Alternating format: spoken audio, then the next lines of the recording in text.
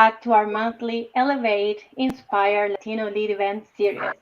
I'm Dr. Carla Manzoni, she, her, hers, and I'm Latino Lead's Community Engagement Manager and Coordinator of the Education Action Team.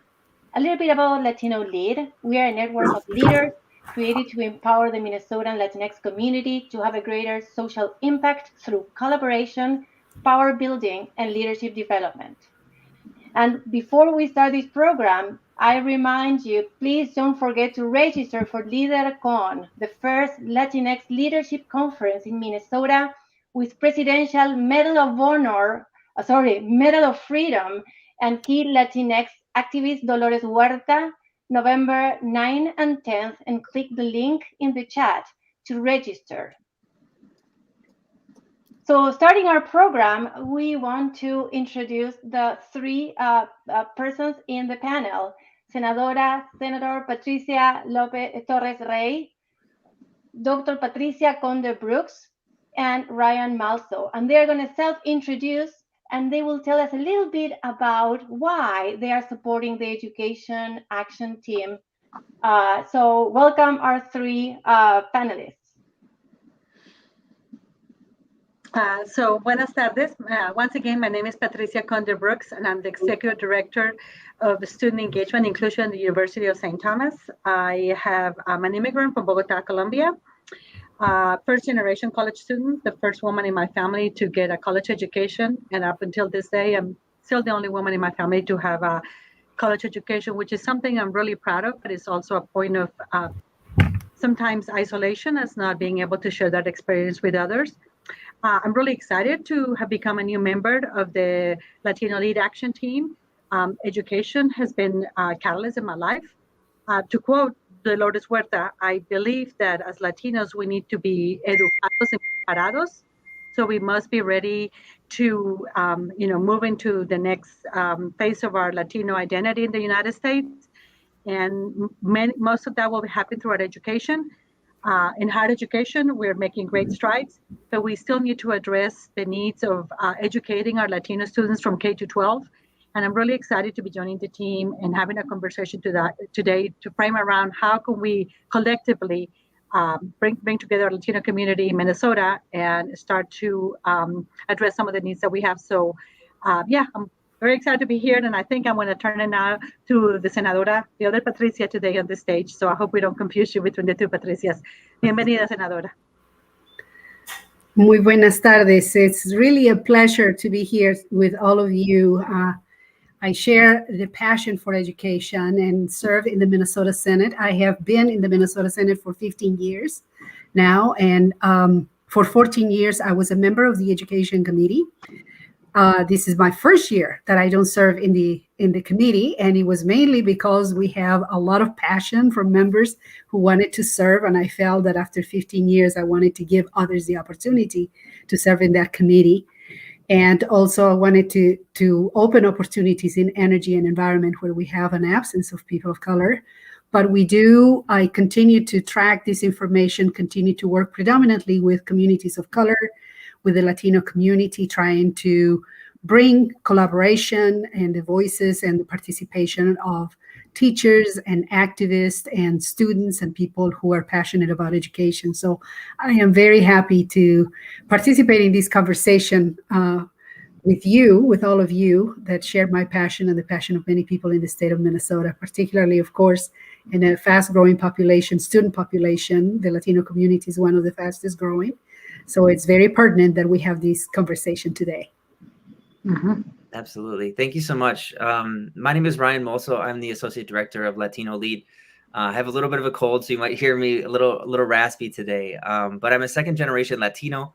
My family grew up on the west side of St. Paul. It's actually my Lita's 100th birthday was today. And so she's 100 years old.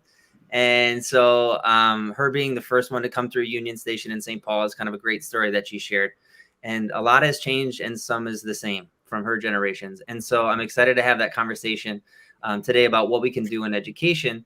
And what I'd love to do is, kind of share a little bit more about why we're here. Latino Lead wants to work to build a campaign with our community. And yeah, Feliz Cumple. I got this in the chat. This is great. I want to share a little bit more about a campaign that we're putting together so that we can get community members to understand a little bit about what they can do to be involved in some of the next steps with our organization. So Liz, I'd love for you to put this up. That's our production person, our comms person. So kind of the journey of what we're thinking about in the next few weeks is to, we're in this sort of recruitment phase right now. We want to get folks excited about this. We're calling this our Education Action Team short. It's called EAT. And so we're looking for 20 folks to be involved in this, talk about the issues. It's kind of astonishing what's happening in this last couple of school years. And so we want to be able to talk in this next couple of weeks about what are the things that are possible in this next session. And then even the conversation today, I think we can start to cover some of that. And then what we'd love to do is to be able to think about what are the things that we can actually solve, what can we work on this year? And I think it's important that we get community input. There are so many evolving things with COVID, with in-person, out-person sort of stuff, language barriers, families getting the resources that they need. We want to be able to hone in on what are the things that we can do, and then who do we need to push in terms of a target, and then setting up those meetings so that when session starts in January, we can really set off a great campaign and know what we're going to spend our time on.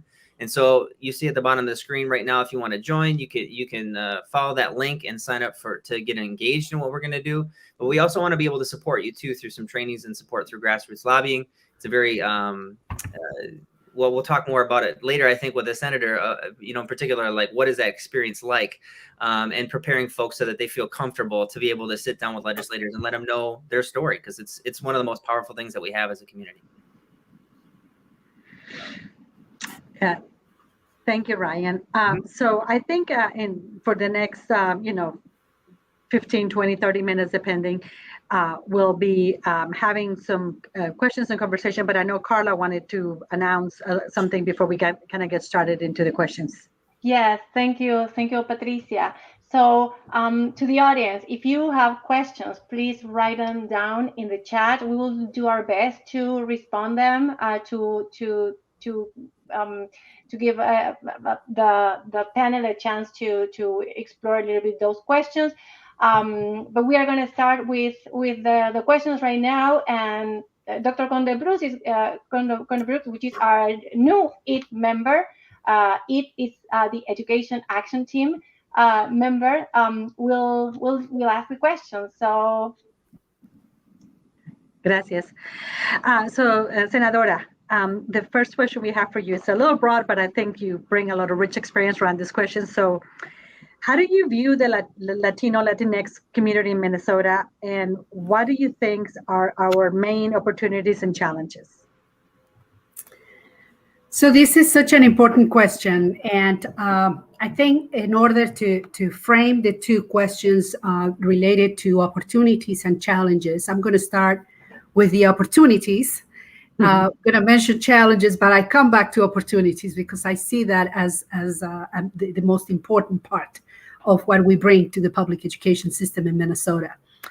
So for me, the opportunities that we have are really related to the fact that we have a significant number of children in the public school system.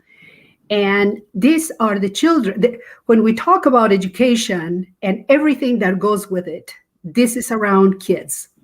If kids are there, everything follows. Well, it just so happened that in many districts in the state of Minnesota, a large percentage of children are Latinos. And Latino Lead actually did a very recent paper that I really appreciate, and I have right in front of me, outlining the districts that have significant population. I'm going to use that example because I think it gives you a perspective really of the power of the presence of the child in the classroom. So when we talk about a district, this is the Butterfield Public School District in Minnesota, west of Mankato.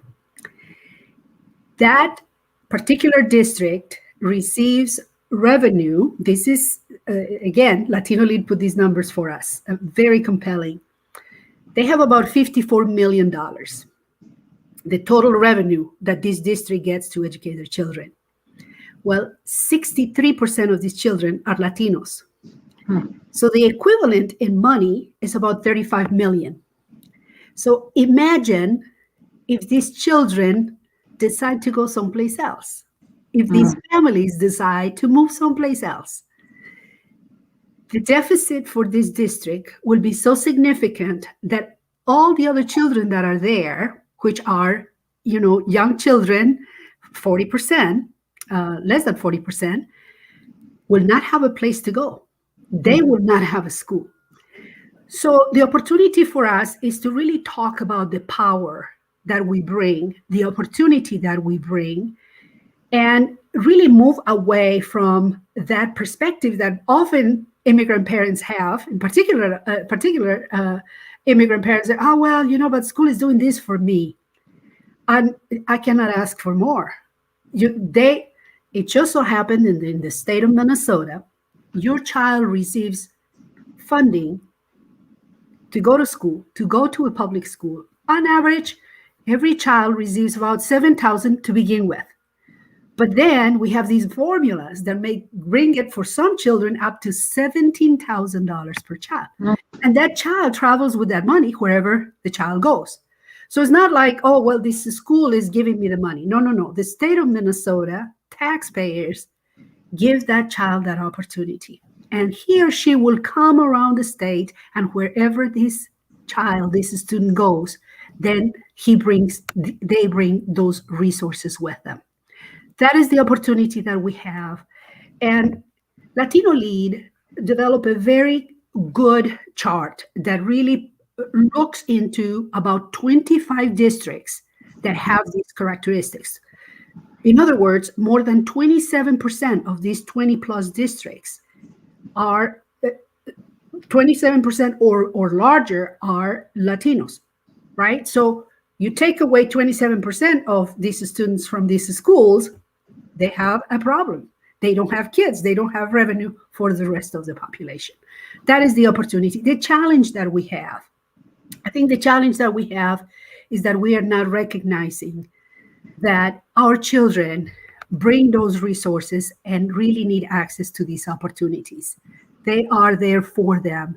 And I think we, as families, as a community, are busy doing the work that we need to do to work for our kids. Many of us came to this country to look for opportunities, busy working, doing this work, and not taking the time to stop and reflect about, well, my child is entitled to these resources, is entitled to these opportunities. How can I be a better advocate? That does not require that you put resources into it, but that you learn about what those resources are and how you can be a better advocate for the use of those resources for your child. That's where I think we have many challenges in our community. And in part, as I said at the beginning, because many of our parents do not believe that they are entitled to these resources, that their children are entitled to these resources. They feel like they found an opportunity in this country and that they shouldn't ask for more. So that is one of the greatest challenges that I see for us in the Latino community. I don't know if I will have more time later on, but one of the questions that you ask is about things that are happening, and I will speak about that, that are really great opportunities in terms of organizing and what are some of the groups. There is a lot of energy right now in education in the Latino community and communities of color, beginning to understand these policies, beginning to understand sources of revenue, the importance of asking for teachers of color. I think more parents are demanding that we have teachers that really reflect the student population.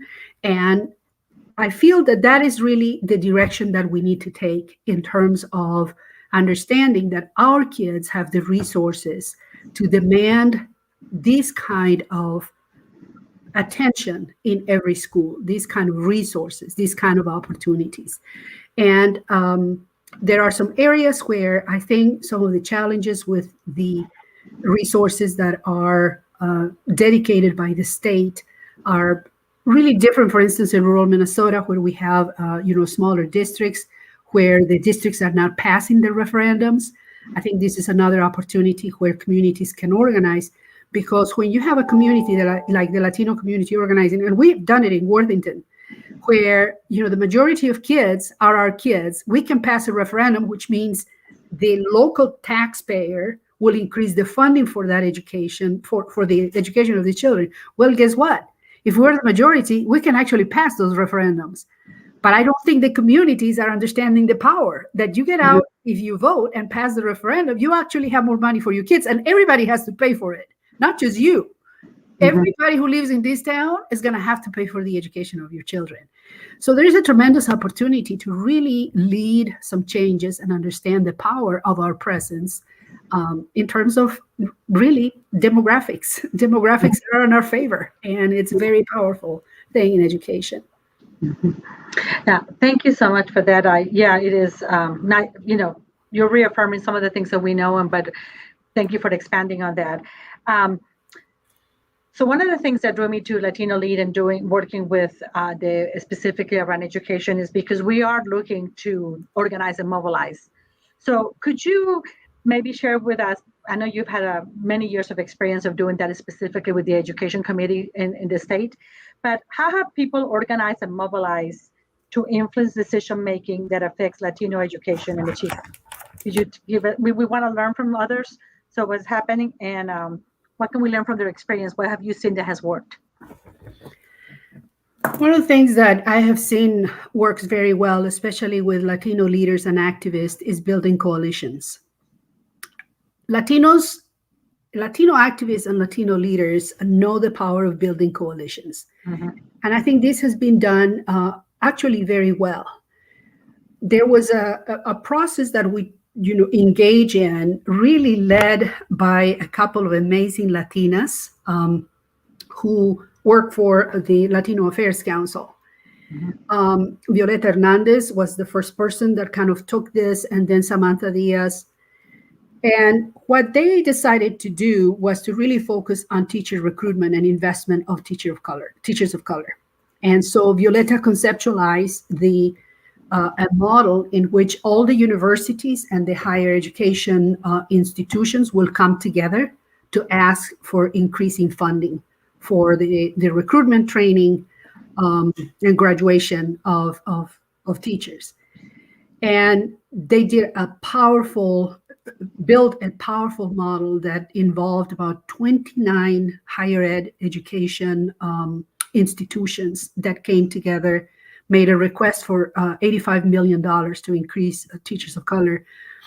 It has taken many years, but we finally approved $35 million last year. And that really was work conceptualized by Latina women in collaboration, of course, with many others, but they led the effort at the legislature. Another very interesting thing that is happening that I'm very excited about is the work that is happening with early childhood education. I think there is a powerful model in Richville, led by the mayor of Richville, Maria Regan Gonzalez, who is really encouraging more women to get involved and get trained and access funding for early childhood education. And it's a powerful group of women, about 90 women, who come together to train themselves and understand early childhood development, and they want to do it statewide. So there's a very important collaboration in understanding, the importance of brain development, the connection between, bonding and attachment and early attention to the needs of young children. And this Red de Latinas is leading that effort. There are also very powerful conversations about multilingual education and what needs to be done in order to really elevate the and this was started actually, these seals that are of graduation that are provided in the schools for bilingual, multilingual children was initiated also by a Latina in the Department of Education. She's no longer with us, but she's in Boston now.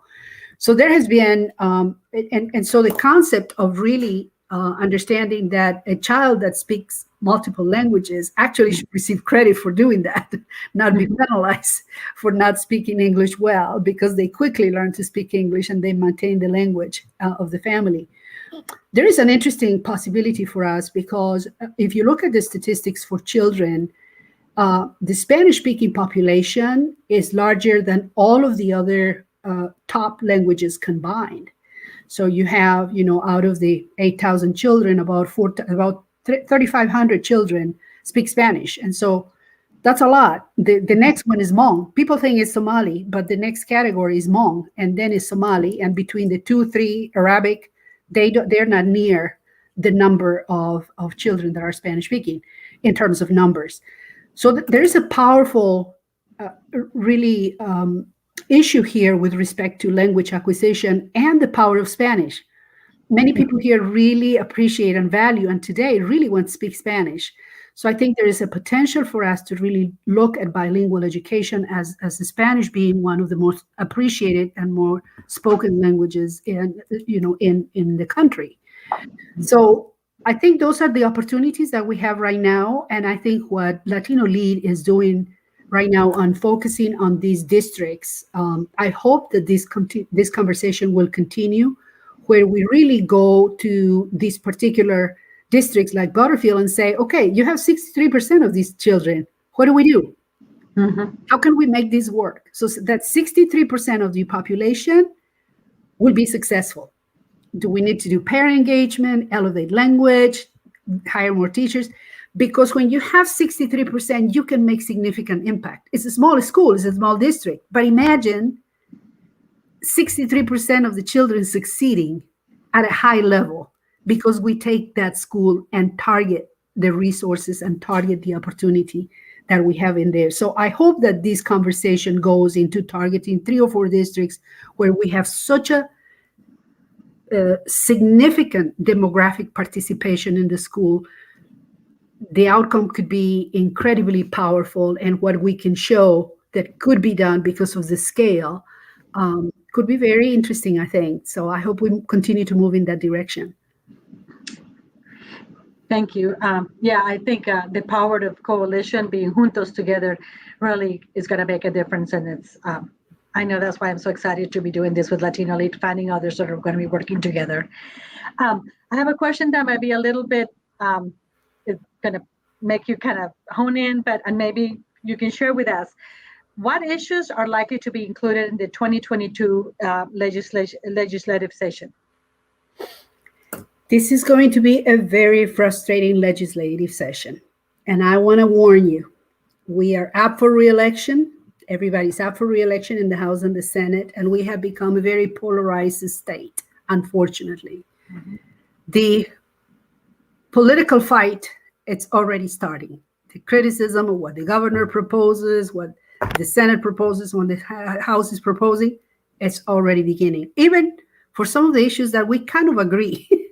These are issues that we're not even in disagreement, but we're arguing about it already in order to position ideas. I am sorry to say that this is going to be a very frustrating session. My hope is that we can work at the local level if the movement in the session, in the statewide effort, is not moving forward. And I hope that changes during the after the election. I think there is a tremendous opportunity to work at the local level with school districts. I think they're very hungry for participation, for engagement, for ideas. And I think this is where we have an opportunity to work with elected officials at that level, at the school board level, where we build these partnerships, where we build these friendships, these relationships that are necessary with the local community, of course, leading the effort, because we cannot come and build relationship with us and then leave the parents out of the picture. So we are basically really a facilitator of a conversation. And then out of those, building those relationships and targeting those efforts at the local level, we might have a more specific plan for the legislature where we come together as a coalition with those districts to say, well, you know what? Butterfield wants to do this with the Latino community. 63% of our children are Latino, so this is the direction we want to take. That partnership at the legislature is very powerful, and I don't think we're taking advantage of it. So there will be a lot of things that happen during session. I am not saying that we're not going to work on it, but it's hard to predict. It's hard to predict what is going to happen. And I think we shouldn't get frustrated with the lack of movement and the lack of accomplishment at the Minnesota legislature, but rather use these opportunities to build these coalitions at the local level. Because remember, the schools receive this funding anyway. and they make the decisions about how it's being used. So advocacy at the legislature to increase funding in this session is not going to happen because it's not a budget year. This is a policy year. Unfortunately, that's where politics gets so complicated. So my sense is the governor's not going to sign anything that is fully controversial because that's just not going to happen. So the House is going to have something in one end. The Senate is going to have a radical thing in the other end. If we don't agree, nothing is going to happen. And if it does happen in a direction that the governor doesn't approve, he's going to veto. So it's a pretty complicated year for us. But luckily, it's not a funding year. It's more of a policy year that allows us to work with the school districts, I believe. Sure. Thank you. We did have someone, Daniel Gonzalez, as the following question. He's one of the participants in this meeting right now. He wants to know, what would you say are some of the largest priorities needed to influence the decision makers across the education arena, and how can we as Latinos help? I think there is an issue of accountability. Clearly, there is an issue related to resources. And I think we need to continue to work in terms of building these coalitions to get more resources for public education. No question. Especially, in some areas where they are not able to pass their local referendums and they are depleted from funding, they are not able to move forward. But I think one of the challenges that I have been very vocal about is that the policy of education does not incorporate language of accountability. In other words, we have these formulas that make this distribution of funding, and this distribution of funding happens regardless. So if a school is performing or not performing, a district that is performing or not performing continues to receive the funding regardless. Parents make the decision of not sending a child to that school. Perhaps that's the most important aspect of accountability. When a parent makes a decision, I'm not going to send my child to this school. The challenge of that particular source of accountability is that many parents do not have that choice. If they don't have transportation, if there are no other schools in the neighborhood, which happens in rural Minnesota and suburban, what are they going to do? They have to send their children to these schools. So many people say, well, you can do whatever you want. You can send your child to another school then. If you don't like what is happening here, well, many of us don't have that choice. And so the expectation is that the measure of accountability needs to come with the policy, that there is an expectation of accountability that is measured by the state and the county and the school district. And so that every child receives this quality education that they deserve. I think there is a gap in there, and we need to talk more about, especially in our communities where we have, as I said at the beginning, many parents don't feel like it is their kind of, that they cannot ask for accountability. That is not right for them to ask for accountability of the districts. And I think that this is an issue where we need to work a little bit harder.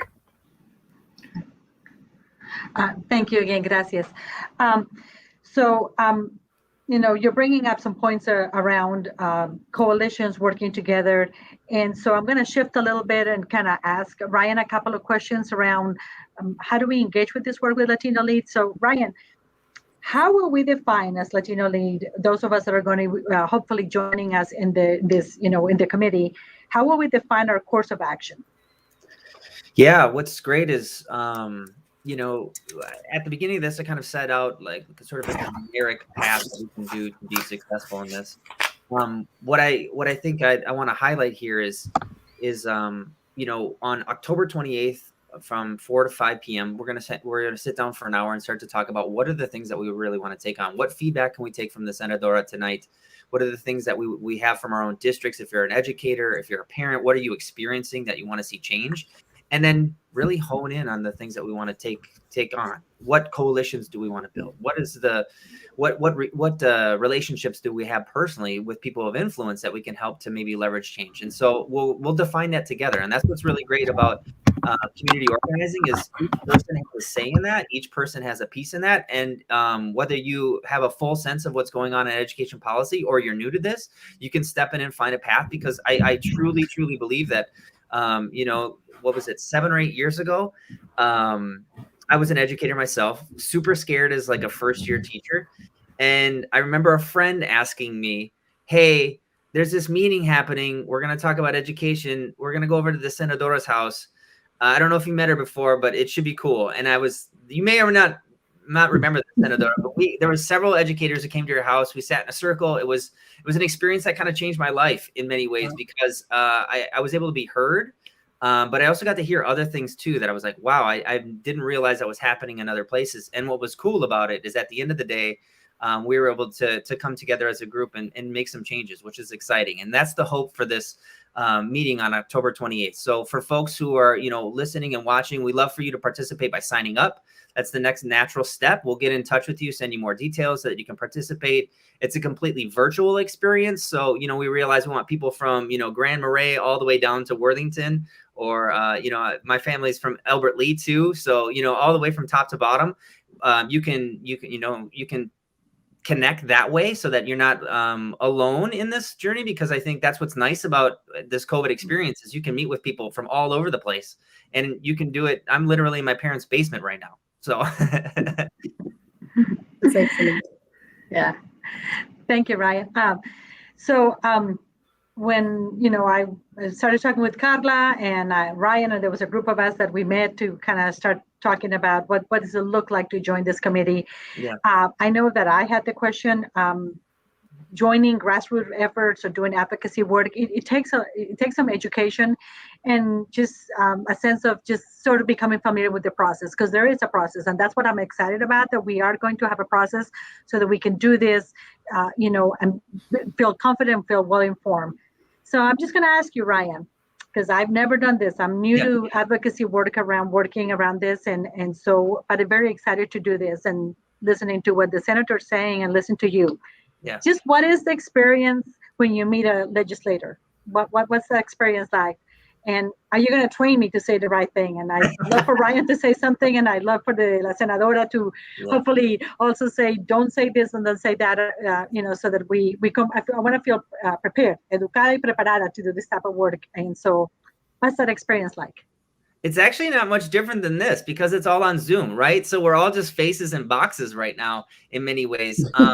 It used to be where you went into the Capitol and it's nerve-wracking and you're waiting outside and maybe you meet them in the hallway and it's like, it's a lot easier actually. So the nice thing is that we can actually have conversations with folks.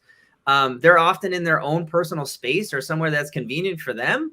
And so it's actually a lot easier now. And so the thing that I would say is what we will do to prepare folks for that experience, because it is a formal conversation, right? We really want to get something out of the meeting. Is there are certain roles that we'll train folks in, whether you're going to facilitate the conversation. I think the most powerful role that folks can play is telling their story. So we'll prepare people to tell their stories. How do you tell your story in like a minute or two? So we'll sit down and practice with you if that's what you want to do. Say like, I really want to share this, but I don't know how to do it. We'll spend some time nurturing that with you. That's what Carla and my job is to really sit down with folks in our membership to say like, how can I say this effectively? You don't even need to say something though to kind of have power though, like a supporting actor is what it's called. But when you go on a Zoom call and there's 50 people and you're one person, that says something without saying anything. And I don't know, I'll maybe throw it to the senator here. Like, what is that experience when you come to a Zoom call with an organization or a coalition and it's 60 people? Like, I'd love to know what that feels like.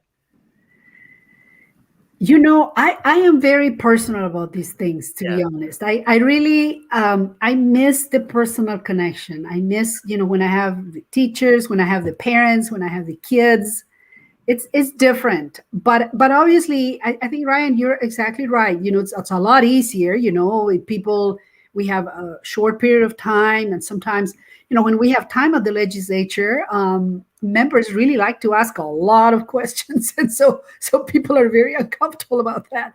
And what I have noticed in the virtual hearings is that legislators don't ask questions. I do personally appreciate that, but people seem to appreciate it because it's just like, whew, I'm done. So it's important. The other thing that I think is important too is, again, connecting to the local communities, because for us, when I have a constituent, that's a whole completely different thing. When a constituent comes to testify, you pay a lot of attention because we work for you, for a constituent, and it's a very different dynamic. So I feel that when we are advocating, we should really, really try to recruit members of the community that live in those districts who can come and testify and build those relationships with their own senators and representatives. That goes a long way. People don't think it's true, but it is. We really, really respond to our constituents, no matter who they are. Senators and representatives take that job of really answering to their constituents very seriously. And both parties, no question. Okay, thank you. And I'm just going to backtrack a little bit and ask Ryan. You started to talk about how we're going to be getting some training. What is it going to look like? And so, a little bit about, getting comfortable with telling your story. I think, that's a skill. Some people are really good at it, and other ones are so hesitant to do it. So can you just kind of give us a little bit more of what does this trainings would look like? What is sort of a little bit of that time commitment where we'll be doing that, just preparing to go meet the legislature, and just a little bit more about that. Yeah, so from now on, we'll be meeting every 2 weeks to prepare for ourselves. So every 2 weeks, we'll have a little bit of a different topic for folks to prepare them. So we'll talk about what specific issues we want to take on. We'll hone those in that hour, hopefully. Maybe we can do it the next week after. But once we've picked out what we want to do, we'll figure out who we need to talk to make that happen. Oftentimes, that's like committee chairs. So we'll figure out where's the power in all of this. That's called power mapping. And that's something that we'll train folks on. In addition to that, when you talk about story training, we'll spend some time going over what is a good way to tell your story. And there's a training that I did. It's called Mustard and Relish. So back in the day, Obama told a story about, I think it was a person who was navigating homelessness and just poverty. And they said, yeah, my mom made me mustard and relish sandwiches. And that image, really kind of personifies the story of poverty and homelessness, and your mouth starts to salivate, right? Like you have a reaction to it. And so the idea is to think about your own story. What are the things that elicit that much emotion? And thinking about those types of little details that really speak to the broader nature of your struggle is something that we'll work to hone in on. Maybe that's a good example to kind of share about how we try to nail down, because people will talk for a long time. And when you're nervous, you talk for a long time. But if you can say mustard and relish, you know exactly what that means. So that's maybe an example of that. And then we'll also go over what that experience is, technically meeting with a legislator. And so we'll just break down the roles. We'll actually assign folks to take on responsibilities so that, everyone knows what they're doing. They feel comfortable with it. They feel prepared. And then we actually get to go do it, which is really great. And maybe we can even do a lobby day this year. We'll see how folks, how excited they are, and how many people we can get to join in, because if we have enough folks, it'd be great to just show up, whether that's virtual or in person, and go around and visit a number of legislators in one day to just sort of show them how much of a influence our community truly has, because oftentimes we're seen as invisible. And I think the opposite of that is what we're going to try to show. We're very present and very powerful. Thank you. So I'm an educator myself, so I am going to go a little bit into education mode. You talked about the importance of telling your own personal story. So I'm going to ask you a question, all three of you. Maybe Carla join. I will ask the senator first, and then Ryan first, and so that we model some of what we want to do. And maybe I'll ask, how has education changed your life? I get to go first again? Okay. She put you on the camera, so you go first. The senadora next. Yeah. So it's actually kind of emotional. I was thinking about this before it happened, because we prepared these questions beforehand. Full disclosure. 7 years ago, in Minneapolis, there was no Latino Heritage Month. It just didn't exist. And part of my experience as a young teacher at the time was, we had the worst disparities in the country at that time in terms of our community. You could drive across any single border and would have received a statistically better education as a Latino.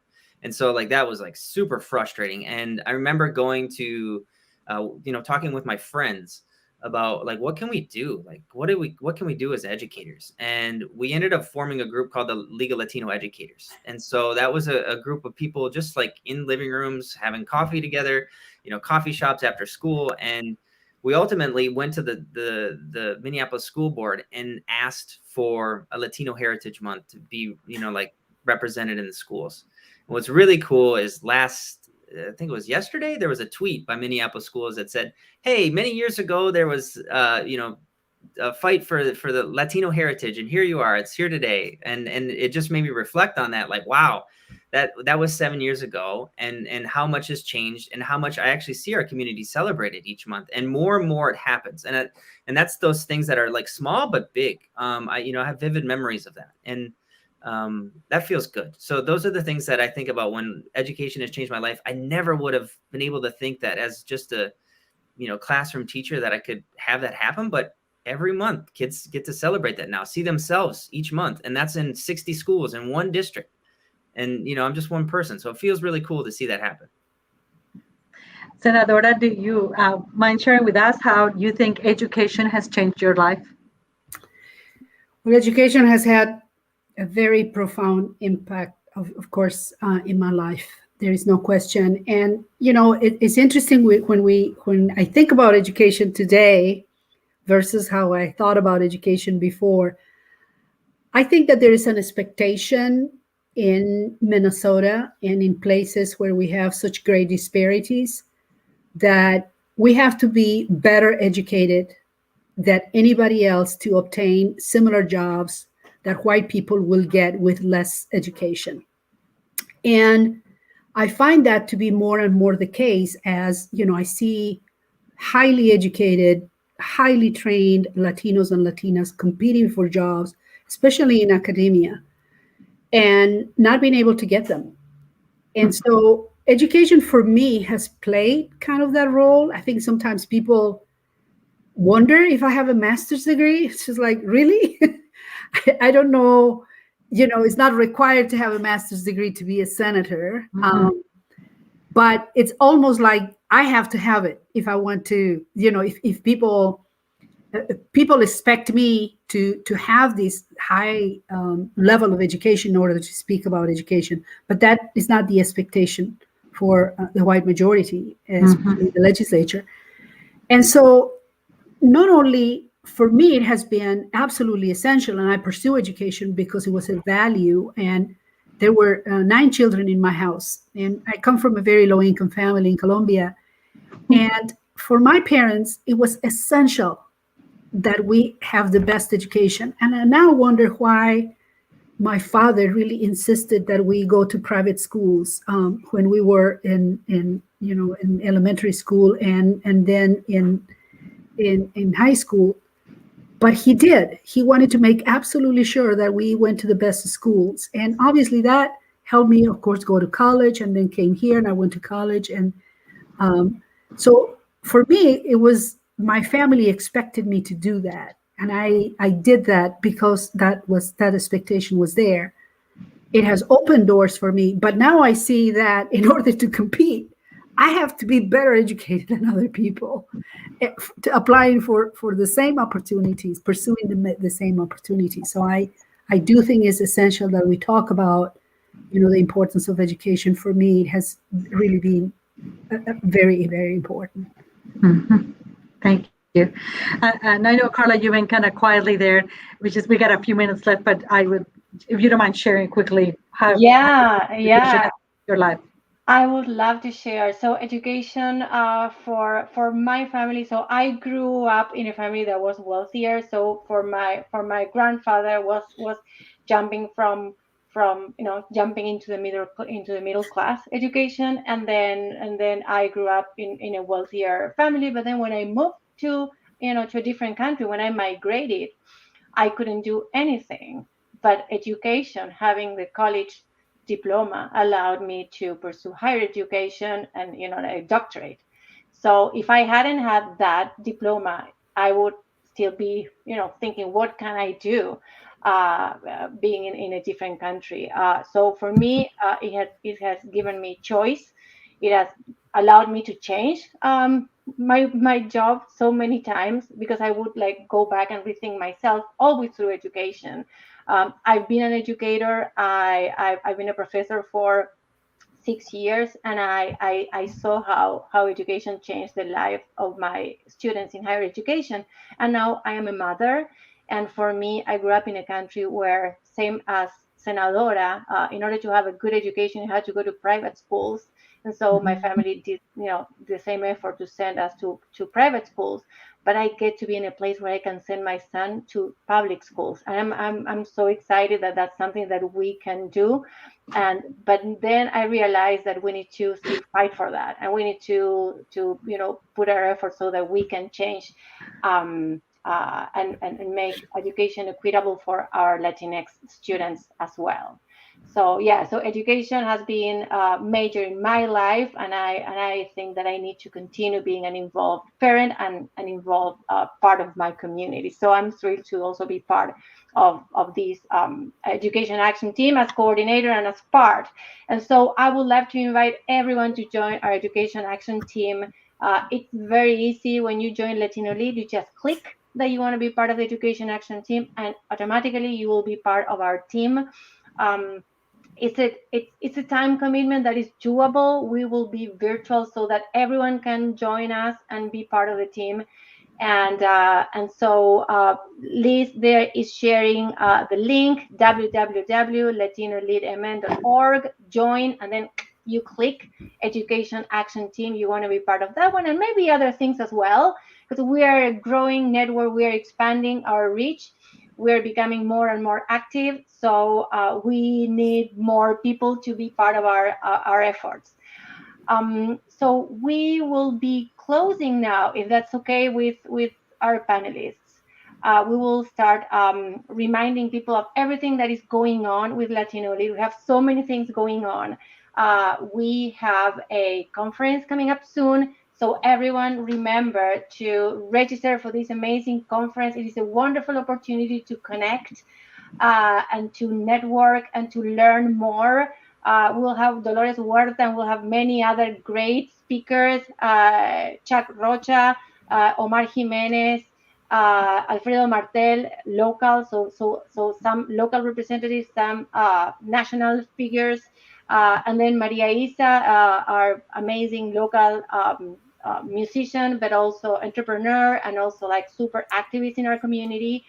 So we want to invite everyone in. It's very easy to register, and it is very accessible to invite everyone to join. We'll have spaces to network and to meet other people and to continue our push so that we can make Minnesota more inclusive of all of our BIPOC communities, and especially our own Latinx community.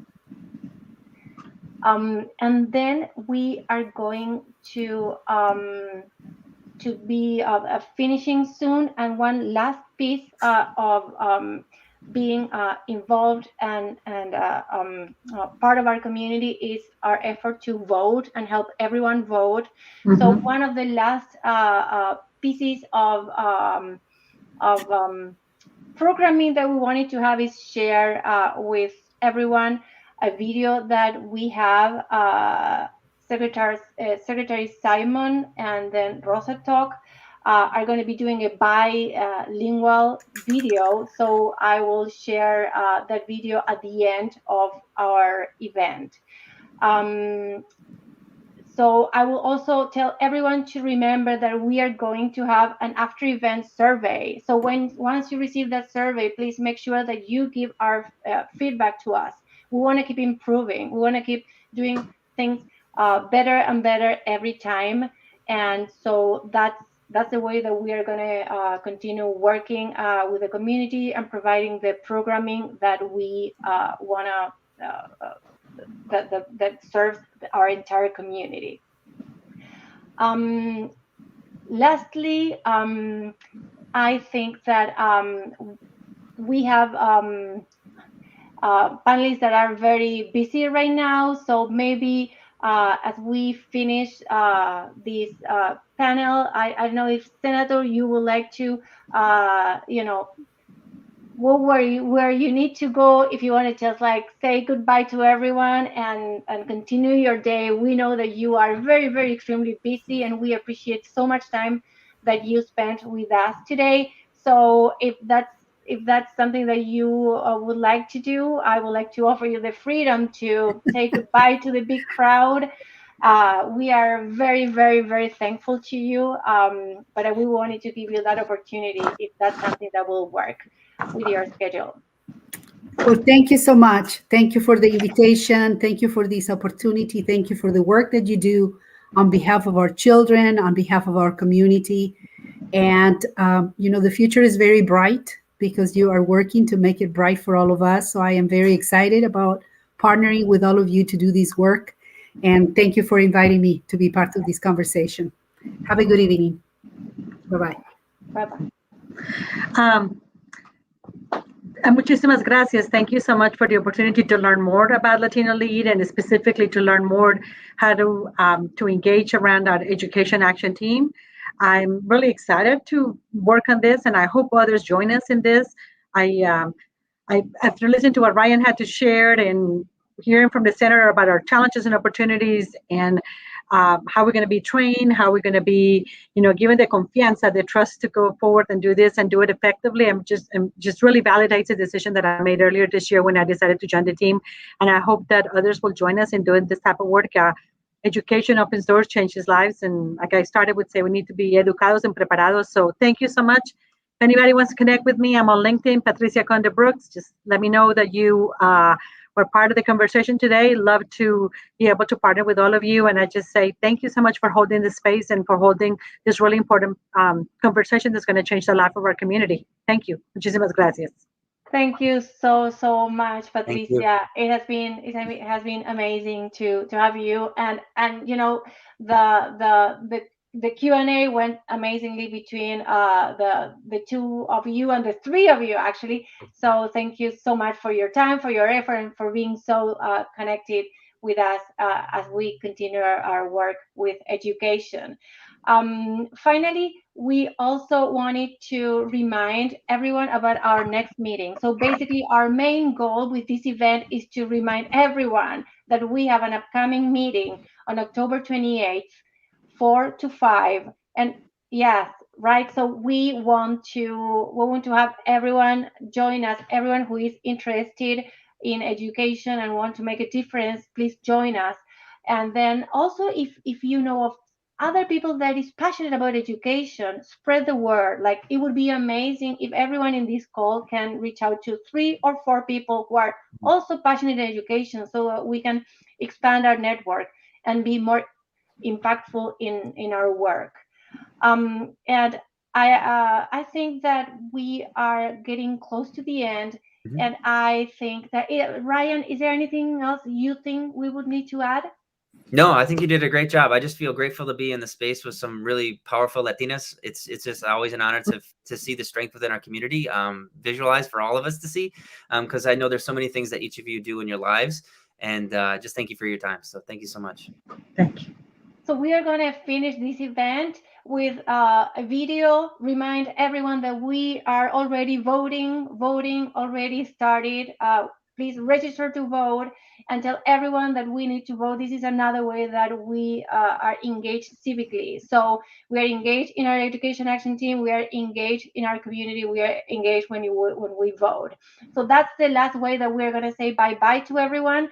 And please remember, join LeaderCon, our next conference, and join our education action team. And if education is not necessarily where you want to put your hands and your work in, there are so many other ways that you can work with us. So just go to our website and you will find many opportunities to join and be part of our network. So see you next time, and bye-bye. Saludos a todos.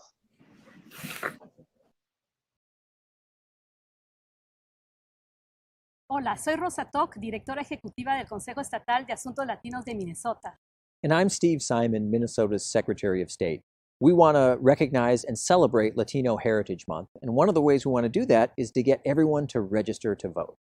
Los minnesotanos de herencia latina desempeñamos un papel muy importante. Tenemos historias y culturas compartidas y queremos asegurarnos que sepamos cómo participar en nuestra democracia.